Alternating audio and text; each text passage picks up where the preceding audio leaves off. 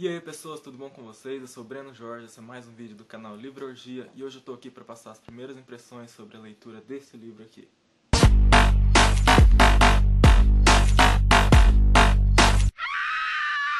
Como vocês podem ver, o livro é O Oceano no Fim do Caminho, do Neil Gaiman. É o meu primeiro contato com o autor, nunca tinha lido nada dele, embora já tenha ouvido falar bastante sobre ele. Ele é bem famoso por alguns livros como Lugar Nenhum, que está ali na minha lista de próximas leituras. O Sandman, as HQs, que eu ainda não li, mas já ouvi falar muito. Coraline, alguns outros aí, Deuses Americanos. Enfim, o cara é bastante famoso. Já tinha um bom tempo que eu queria ler alguma coisa dele, mas ainda não tinha tido a oportunidade. E resolvi começar com esse O Oceano no Fim do Caminho. É um livro bem curto, tem 202 páginas, a leitura é bem rápida, flui bastante, a escrita dele é muito boa. Ele escreve de uma forma simples e direta, mas sem deixar de dizer aquilo que precisa dito, sem deixar de dar os detalhes quando são necessários. A escrita é mais lenta quando precisa ser e é mais dinâmica nas partes de tensão, nas partes de ação, por assim dizer.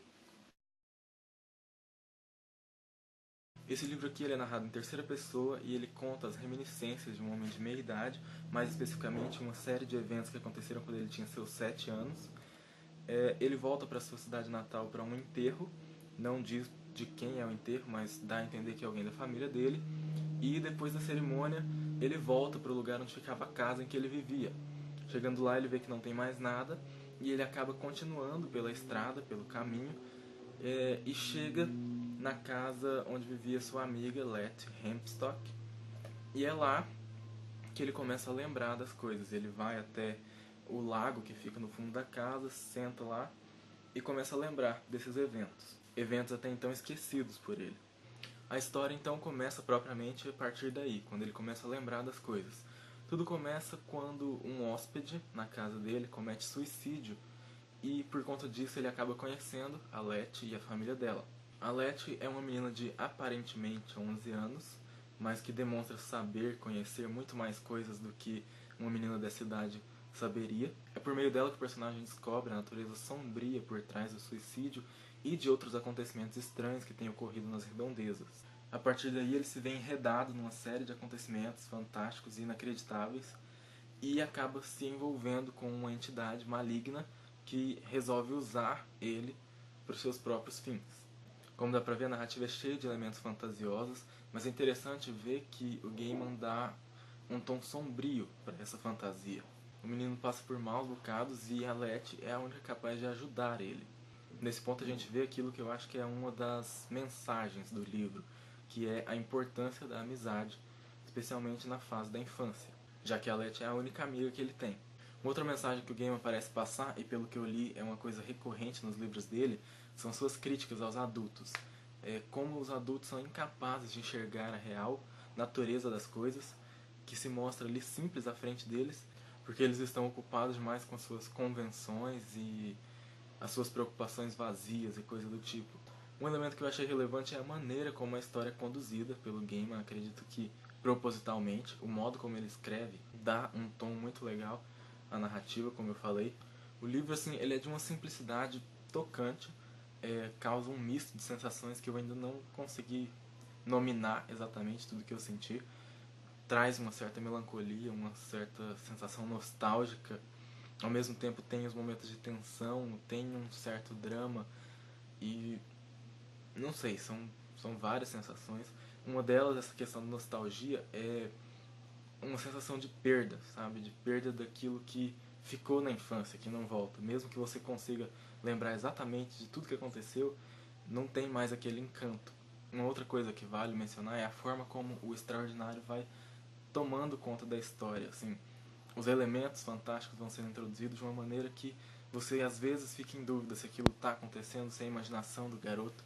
Logo no começo, quando nos é apresentado o protagonista, a gente percebe que ele é uma criança introspectiva, uma criança tímida, uma criança pouco comunicativa, mas com uma criatividade muito grande, que vive metido nos livros e tudo mais.